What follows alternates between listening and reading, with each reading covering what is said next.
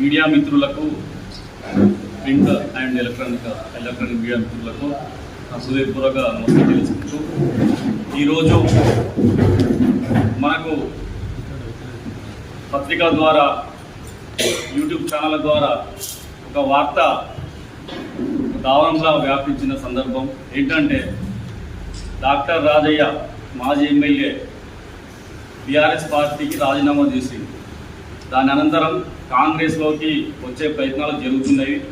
అధిష్టానంతో చర్చలు జరుగుతున్నాయనే వార్త మేము తెలుసుకొని దానికి ఎంతో బాధపడుతూ మళ్ళీ కనుక అధిష్టానం ఇక్కడ స్టేషన్గన్పూర్ నియోజకవర్గంలో స్థానిక కార్యకర్తల అభిష్టం తీసుకోకుండా ఒక కుందరపాటు చర్యగా తీసుకొని డాక్టర్ రాజయ్యను కాంగ్రెస్ పార్టీలో తీసుకుంటే మళ్ళీ స్టేషన్గన్పూర్కు చాలా గడ్డలు రాబోతాయి. ఎందుకంటే గతంలో కాంగ్రెస్ పార్టీలో డాక్టర్ రాజయ్య గారు ఉన్నప్పుడు ఎమ్మెల్యేగా 2 సార్లు ఓడిపోయినప్పటికీ కార్యకర్తలు శక్తి పంచం లేకుండా పనిచేసి ఎట్లయినా మన రాజయ్య గారిని ఎమ్మెల్యేగా గెలిపించుకోవాలని చెప్పేసి 2 సార్లు ఓడిపోయిన తర్వాత అందరు కార్యకర్తలు వాళ్ళు శక్తివంతులుగా రోడ్ల మీదకి వచ్చి ఆనాటి పరిస్థితుల వల్ల మనకు ఎమ్మెల్యే గారు అవసరం అని చెప్పేసి డాక్టర్ రాజయ్యను గెలిపించుకోవడం జరిగింది.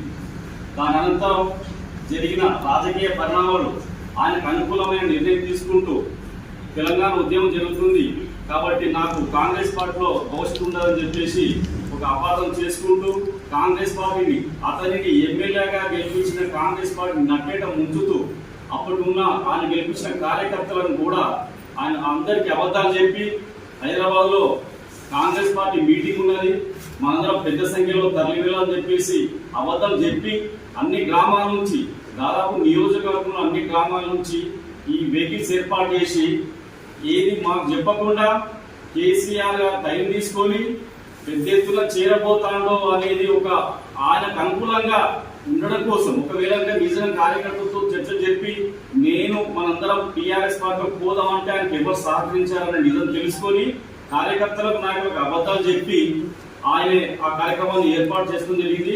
మేమందరం ఉప్పలు పోయిన తర్వాత ఈ వార్త మాకు తెలిసింది.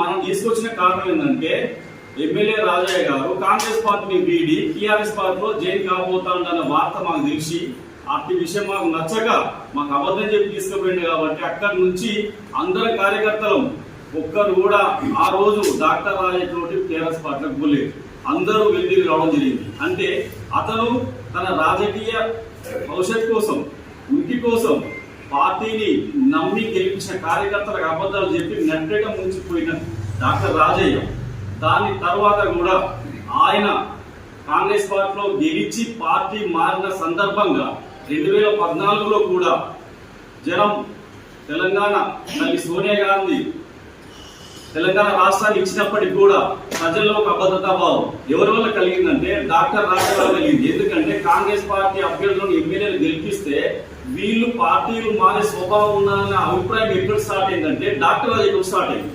కాబట్టి 2014లో కూడా సోనియా గాంధీ గారు తెలంగాణ రాష్ట్రం ఇచ్చినప్పటికీ కూడా ప్రజల్లో ఈ రాజయ్య ఇంపాక్ట్ బలంగా పనిచేస్తూ కాంగ్రెస్ పార్టీ అధికారంలోకి రాకపోవడానికి పరోక్షంగా డాక్టర్ రాజయ్య కారణం.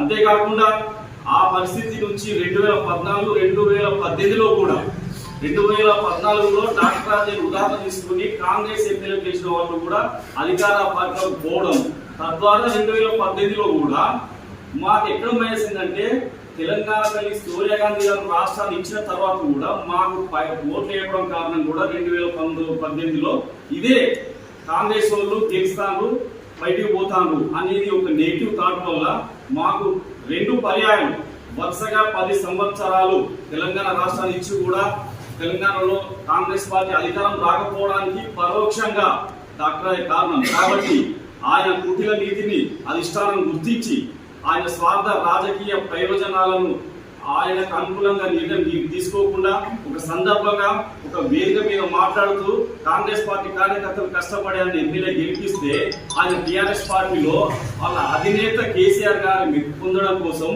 కాంగ్రెస్ పార్టీ ఎమ్మెల్యేగా నన్ను గెలిపిస్తే ఆ ఎమ్మెల్యే పదవిని నా కాలి చెప్పులాగా భావించి నేను వదిలిపెట్టి నేను ఉద్యమం కోసం వచ్చిన వ్యక్తి అదే కాంగ్రెస్ పార్టీ కాంగ్రెస్ పార్టీ పదవిని కాలి చెప్పుతో భావించిన వ్యక్తి మళ్ళీ కాంగ్రెస్ పార్టీలోకి రావడానికి ఎందుకు ప్రయత్నం చేస్తా ఉన్నాడు?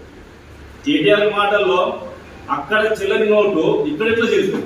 టీఆర్ఎస్ పార్టీలో డాక్టర్ రాజయ్యకు భవిష్యత్తు లేదు, డాక్టర్ రాజయ్యకు టికెట్ ఇస్తే గెలవని చెప్పేసి అధిష్టానం నిర్ణయం తీసుకుని 119 నియోజకవర్గాల్లో డాక్టర్ రాజయ్యను ఒకరిద్దరిని మార్చిన నేపథ్యం లోపల ఇంత పెద్ద సంఖ్యలో అందరూ అర్హులుండగా కేవలం ఒకరిద్దరు అనర్హత రేటు పడ్డదన్నప్పుడే ఈయన అక్కడ టీఆర్ఎస్ పార్టీలో చెల్లని నోటు, అక్కడ చెల్లని నోటు మా కాంగ్రెస్ పార్టీలో కాదని ఎట్లా చెల్లుతుంది? కాబట్టి దయచేసి అధిష్టానం, పిసిసి అధ్యక్షులు, ముఖ్యమంత్రి, ఉప ముఖ్యమంత్రి వీళ్ళందరూ కొంత స్టేజ్ గన్పూర్ నియోజకవర్గ భవిష్యత్తును ఆలోచించి ఇప్పటికీ ఇక్కడ ఇంద్రబీణం గారు మొన్న చాలా పెద్ద సంఖ్యలో ఓట్లు సంపాదించడం జరిగింది. తక్కువ మెజార్టీ తోటి 30,000 మైనస్ తోటి ఓడిపోయింది కాబట్టి ఆమెకు భవిష్యత్తు బ్రహ్మాండంగా ఉంటుంది. ఇప్పుడు డాక్టర్ రాజయ్య కనుక మళ్ళీ కాంగ్రెస్ పార్టీలోకి రావడం వల్ల మళ్ళీ కార్యకర్తల మధ్య ఒక అయోమయ పరిస్థితి దాపిస్తుంది. ఎందుకంటే ఇద్దరు నాయకులు తిరిగినప్పుడు తేడాలు చెల్లా చెదిరై ఎవరు ఎట్టిపోవాలో అర్థం కాక కార్యకర్తలలో కూడా ఒక గ్రూపిజం స్టార్ట్ అయ్యి దీని ఇంపాక్ట్ స్థానిక సంస్థల ఎన్నికల పడి కూడా మనకు కాంగ్రెస్ పార్టీకి నష్టం జరుగుతుంది. గతంలో ఈయన బీఆర్ఎస్ పార్టీలో ఉన్నప్పుడు కడియం వర్గం, రాజయ్య వర్గం అనేది ఎంత ప్రస్ఫుటంగా విభజించబడి ఉండేదో ఆ ప్రమాదము ఇలా డాక్టర్ రాజయ్య కనుక కాంగ్రెస్ పార్టీలో తీసుకుంటే కాంగ్రెస్ పార్టీ కూడా ఆ ప్రమాదం పుంచున్నారు. కాబట్టి అధిష్టానము ఏదో ఆయన స్వార్థ ప్రజల కోసం ఆయన మీ దగ్గరికి వచ్చి బేరసారాలు చేసుకుంటారన్న దాన్ని మీరు గుర్తించాలి. కాంగ్రెస్ పార్టీ మళ్ళీ 2028లో మళ్ళీ విజయడంగా మోగించాలంటే ముఖ్యంగా స్టేజ్ గన్పూర్లో ఎమ్మెల్యే గెలవాలంటే మాత్రం ఖచ్చితంగా రాజయ్య గారు రావడం వల్ల సాధ్యపడదు. దీనివల్ల గ్రూపిజం తిరుగుతుంది. ఈ రోజు ఇంత ఐకమత్యంగా ఉన్న నాయకుల మధ్య, కార్యకర్తల మధ్య స్పష్టమైన చీలిక వచ్చే ప్రమాదం ఉంటుంది. కాబట్టి దీన్ని ఆదిలోనే తుంచివేసే రకంగా అధిష్టానం నిర్ణయం తీసుకుని ఎట్టి పరిస్థితుల్లో డాక్టర్ రాజయ్య గారిని కాంగ్రెస్ పార్టీలోకి తీసుకోకూడదని చెప్పేసి మేము గంటాపదంగా ఏకాభిప్రాయం తీసుకొని ధర్మసార మండలంలోని వివిధ గ్రామాల గ్రామశాఖ అధ్యక్షులు, ఇన్ఛార్జీలు, ముఖ్య నాయకులు, మాజీ ప్రజాప్రతినిధులు అందరూ ఏకాభిప్రాయంతో మేము తీర్మానం చేసుకొని ఈ ప్రెస్ మీట్ కార్యక్రమాన్ని ఏర్పాటు చేయడం జరిగింది. కాబట్టి ఏదేమైనా కూడా మేము మనస్ఫూర్తిగా 2 సార్లు ఓడిపోయిన స్టేజ్ గన్పూర్ నియోజకవర్గ కాంగ్రెస్ పార్టీ ఇన్ఛార్జ్ గౌరవనీయులు శ్రీమతి సింగపురం ఇందిరా మేడం గారి నాయకత్వంలో పనిచేయడానికి మేము అహర్నిశలు కష్టపడి పనిచేయడానికి సిద్ధంగా ఉన్నాం. మమ్మల్ని దయచేసి అధిష్టానము మన కార్యకర్తల మధ్య, నాయకుల మధ్య ఒక విభజన వచ్చే రకంగా నిర్ణయం తీసుకోకూడదు. గతంలో ఎన్నడూ లేని విధంగా స్టేజ్ గన్పూర్ నియోజకవర్గంలో ఎప్పుడు 2 గ్రూపులు, 3 గ్రూపులు, 4 గ్రూపులు ఉన్న సందర్భాలు మేము చూసినాం. కానీ ఇప్పుడు మాత్రం ఈ 5 సంవత్సరాలు కానీ ఎట్టి పరిస్థితుల్లో గ్రూప్ లేకుండా ఏకతాటి మీద మొత్తం నియోజకవర్గం మొత్తం ఇందిరా గారి వెనుక నడుస్తా ఉన్నది. ఈ పరిస్థితులను ఇలా కొనసాగిస్తే మాత్రం ఖచ్చితంగా 2020లో స్టేజ్ గన్పూర్ గెలవడంతో మళ్ళీ కాంగ్రెస్ పార్టీ తెలంగాణలో అధికారంలోకి వచ్చే అవకాశాలు ఉంటాయి. కాబట్టి ఇటువంటి స్వార్థపరులను, వాళ్ళ వ్యక్తిగత స్వార్థ రాజకీయ ప్రయోజనాల గురించి పార్టీలు మారే నాయకులను ప్రోత్సహించకూడదు. ఇది పై స్థాయిలో తీసుకుంటే కనుక ఈ ఆనవాయితీ కింది స్థాయి కూడా వచ్చి ఒక పార్టీకి సిద్ధాంతం లేకుండా, విలువలు లేకుండా ఎటు అధికారం ఉంటే అది పోయే రకంగా తప్పు నిర్ణయాలు తీసుకోవడం వల్ల ప్రజాస్వామ్య పరిరక్షణకి ప్రమాదం ఏర్పడే పరిస్థితి ఉంటుంది. కాబట్టి దయచేసి అధిష్టానం దీన్ని లోతుగా ఆలోచన చేసి ఒక సర్వే ఆధారంగా కార్యకర్తలు మనస్ఫూర్తిగా ఏం కోరుకుంటున్నారు, డాక్టర్ రాయని కోరుకుంటారా, వ్యతిరేకిస్తారనేది ఒక క్షేత్రస్థాయి ఒక సర్వే ఆధారంగా మాత్రమే మీరు నిర్ణయం తీసుకోవాలి తప్ప ఏదో మీ దగ్గరకు వచ్చి లాసలాన్ని అవి కొట్టి గులామీలు చేసే ఉద్దేశం ఉన్న వ్యక్తులను మీరు ప్రోత్సహించడం దయచేసి. కాబట్టి మేము మరొకసారి అధిష్టానానికి ఘంటావాదంగా అందరి తరఫున మండల కాంగ్రెస్ పార్టీ అధ్యక్షుడి హోదాలో నేను మనస్ఫూర్తిగా మనవి చేసుకున్నది ఏంటంటే గన్పూర్ కు మంచి రోజులు వచ్చినాయి.